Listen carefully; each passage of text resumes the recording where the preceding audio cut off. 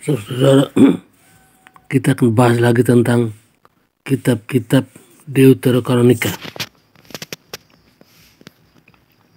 Ada pertanyaan ini. Salam, Ibu Ingrid dan Pak Steve.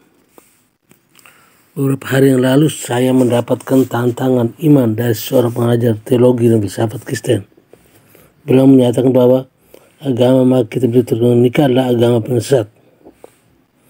Adalah agama yang sesat, dan itu juga berarti bahwa beliau menuduh bahwa Gereja Katolik adalah sesat. Ada beberapa hal yang ingin saya tanyakan hubungan dengan hal ini. Satu, mengapa Deuterokanonika tidak dijadikan satu bagian dalam kitab Perjanjian Lama, namun dipisahkan menjadi kitab Deuterokanonika itu sendiri?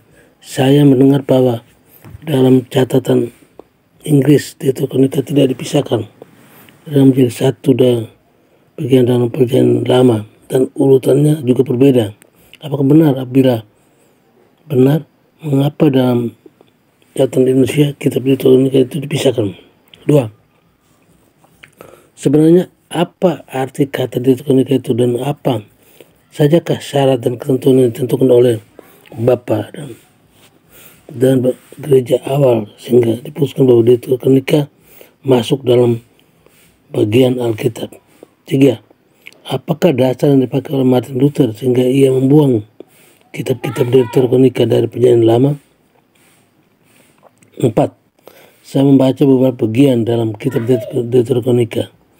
Dalam kitab tersebut ada akhir pasal dituliskan catatan kaki yang menunjukkan hubungan antara ayat dalam Deuterokanonika dengan ayat dalam Perjanjian Lama dan juga Perjanjian Baru. Pertanyaan saya, apakah catatan kaki tersebut itu ditulis untuk menjelaskan ayat dalam Perjanjian Lama untuk Perjanjian Baru, ataukah ada catatan kaki di Deuterokanonika itu menunjukkan bahwa penulis Perjanjian Lama atau Perjanjian Baru juga mengutip ayat dari Deuterokanonika? Saya juga telah membaca beberapa kutipan mengenai penggunaan ayat Deuterokanonika dalam Perjanjian Lama, Perjanjian Baru, seperti yang ditulis di website. Pertanyaan saya, apakah pengutipan itu diambil dari kitab Deuterokanonika saja, atau ada kita mengambil dari kitab lain? Contoh Matius 2:16. Saya juga membaca mengenai orang-orang Protestan yang tidak mengaku Deuterokanonika karena orang-orang Yahudi sendiri menolak kitab tersebut. Mau penjelasan secara rinci siapakah yang dimaksud Yahudi itu? Salam Sari. Sebenarnya pertanyaan-pertanyaan Anda banyak terjawab melalui artikel dengan kitab suci. Kitab Deuterokanonika satu kitab Deuterokanonika memang merupakan satu kesatuan dengan kitab Perjanjian Lama. Kitab Deuterokanonika memang merupakan satu kesatuan dengan kitab Perjanjian Lama yang terdiri 46 kitab. Dalam edisi Vulgata, kitab suci terjemahan Latin dari Ibrani dan jumlahnya berdasarkan kitab Septuaginta, yaitu kitab Perjanjian Lama yang terjemahkan dalam bahasa Yunani pada tahun 225 sampai 125 sebelum Masehi. Kitab Deuterokanonika termasuk dalam inilah yang dipakai oleh Gereja Katolik sampai sekarang. Maka benar bahwa dalam kitab Alkitab Katolik versi bahasa Inggris memang kitab Deuterokanonika itu disatukan dalam Perjanjian Lama. Jika di versi bahasa Indonesia dipisahkan, saya rasa itu kemungkinan karena pertimbangan kemudian percetakan dengan menggunakan dasar versi yang sama sudah ada diterima secara umum oleh semua umat Kristen Indonesia. 2. Deuterokanonika adalah istilah yang dipakai setelah abad ke-16. Deuterokanonika adalah istilah yang dipakai setelah abad ke-16. Artinya adalah yang termasuk ke dalam dua kanon. Istilah ini dipakai untuk membedakan dengan kitab-kitab Perjanjian Lama lainnya yang diterima oleh gereja Protestan yang disebut sebagai protokanon. Namun sebenarnya kitab Deuterokanonika ini telah termasuk dalam kanon Septuaginta, yaitu kitab suci yang dipergunakan oleh Yesus dan para rasul. Dengan berpegang pada tradisi para rasul, misterium Gereja Katolik memasukkan kitab Deuteronika ke dalam kanon kitab suci, seperti yang telah ditarik oleh Paus Pius I 382 dan kemudian oleh Konsil Hippo 393 dan Konsil Kartago 397. Kita percaya mereka diinspirasi oleh Roh Kudus untuk menentukan keautentikan kitab-kitab ini berdasarkan ajaran-ajaran yang terkandung dalamnya.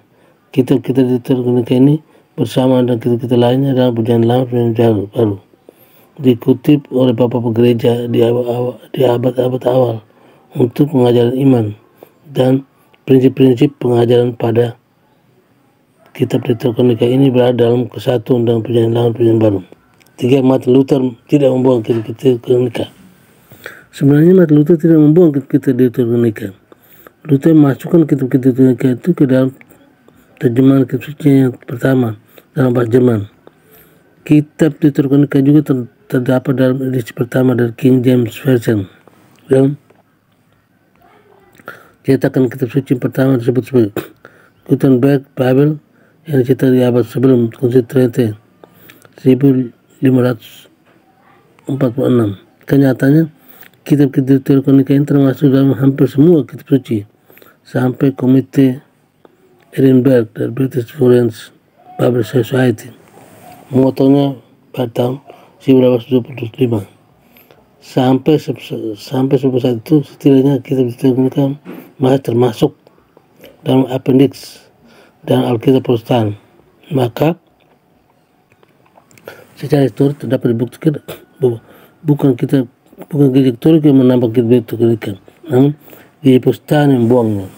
Namun demikian memang diketahui bahwa Luther cenderung menilai kitab-kitab dalam kitab suci seturut dengan penilaian sendiri. Misalnya, ia melihat kitab Ibrani, Yakobus, Yudas, dan Wahyu sebagai kitab-kitab yang lebih rendah dibanding kitab-kitab yang lain.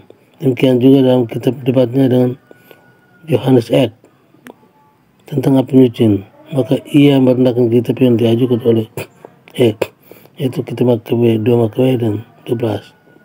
Dengan merendahkan kitab-kitab Deuteronika secara keseluruhan, ia juga mengatakan bahwa ketujuh kitab dalam Deuteronika tidak dikutip secara langsung dalam Perjanjian Baru.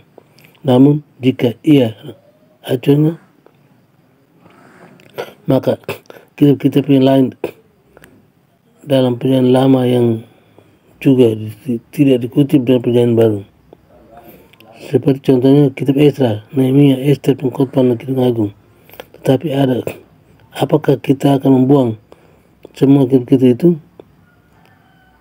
Tentu tidak, bukan. Lagi pula, meskipun tidak ada kutipan langsung, namun ada banyak kutipan dalam Perjanjian Baru yang mengacu pada apa yang ditulis dalam kitab Deuteronika. Contohnya, Sebaskor 11:35 tentang ibu-ibu yang menerima kembali orang-orang yang telah mati, sebab telah dibangkitkan. Beberapa disiksa dan tidak mau menerima pembebasan supaya mereka beroleh kebangkitan yang lebih baik. Ini mengacu kepada kisah seorang ibu yang menyerahkan 7 anak-anaknya dan akhirnya dirinya sendiri untuk disiksa demi mempertahankan ketaatan mereka kepada hukum Taurat, seperti dikisah dalam kitab 2 Makabe 7. Kisah ini tidak ada dalam kitab-kitab Perjanjian Lama lainnya, atau ayat 1 Korintus 2 10-11 yang mengajarkan bahwa manusia tidak dapat menyelami hal-hal yang sembunyi dalam dirinya yang tertentukan dalam kitab Yudit 8:14. 4. Catatan kaki yang terdapat pada kitab Deuteronika itu mengacu kepada ayat-ayat lain di dalam Alkitab. Catatan kaki yang terdapat pada kitab Deuteronika itu mengacu pada ayat lain dalam Alkitab yang mengisahkan hal-hal yang sama serupa. Adanya kaitan ayat-ayat ini membuktikan bahwa kitab-kitab bukan kitab yang bersendiri, melainkan merupakan kesatuan dan kitab-kitab lain, baik yang ada di Perjanjian Lama maupun dalam Perjanjian Baru. Bahwa ada kerujukan ke dalam Perjanjian Lama, artinya ayat dalam kitab-kitab tersebut mengajarkan hal yang sama serupa dengan kitab-kitab Perjanjian Lama dan bahwa ada rujuk ke dalam perjanjian baru. Artinya pengajaran pada ayat kitab tersebut juga dikutip oleh para pengarang kitab perjanjian baru, meskipun secara langsung atau prinsip pengajaran diambil dan diajarkan kembali pada perjanjian baru. Pada Alkitab di Jerusalem Bible 1966, terbitan Dayton, Longman dan Todd, LTD dan Double D, tercantum cukup banyak catatan pada ayat kitab. Itu konika yang mengacu pada ayat perjanjian baru. Semua ini sungguh membuktikan menjadi bukti yang kuat bahwa kitab itu konika ini sama-sama diinspirasi Roh Kudus, sama seperti kitab lain dalam perjanjian baru. Perjanjian baru memang mengambil banyak referensi kepada pengajaran perjanjian lama, termasuk dalam kitab konika. Jika diperhatikan, kita ketahui bahwa ayat-ayat di perjanjian baru memang mempunyai banyak referensi kepada perjanjian lama, termasuk di kitab-kitab, termasuk kita di konika. Ada yang diikut bersama, ataupun ada juga yang kemudian diperjelas ataupun disempurnakan. Dalam konteks inilah kita melihat nubuatan pembunuhan kanak-kanak pada kebiasaan 19:7 yang kemudian diperjelas dalam Matius 2:16 tentang pembunuh bayi-bayi dan anak di bawah umur 2 tahun pada zaman Kasih Herodes. Sedangkan contoh yang lain pada Matius 6:19-20 yang mengajarkan agar kita tidak menaruh perhatian kepada mengumpulkan harta dunia yang bermakna kosong, melainkan kepada harta dunia surgawi. Itu secara prinsip telah diajarkan dalam perjanjian lama. Yaitu Syak 2:9-8-12, Ayub 22-24-26, Mazmur 6:2-10, Tobias 4:9. Selain itu juga diajar di perjanjian baru itu Yakobus 5:2-3 ataupun di ayat pertanyaan pada Injil Lukas 12:33-34. Contoh semacam ini banyak sekali. Maka jika Anda tertarik membaca, saya menganjurkan Anda membeli buku di Jerusalem Bible dan Anda dapat melihatnya dengan lebih detail. 6. Alasan tidak menerima kitab itu nikah karena orang-orang Yahudi sendiri menolak kitab tersebut adalah alasan yang sangat absurd, tidak masuk akal. Sebenarnya alasan tidak menerima kitab nikah karena orang Yahudi sendiri menolak kitab tersebut adalah alasan yang absurd, tidak masuk akal. Yang dimaksud sini mungkin adalah bahwa karena Ibrani ditetapkan oleh para rabi Ibrani Yahudi dan konsili Jamnia sekitar tahun 100 hanya memuat yang kerjaan lama, sedangkan Gereja Katolik berpegang pada Septuaginta yang muat 46 termasuk itu nikah.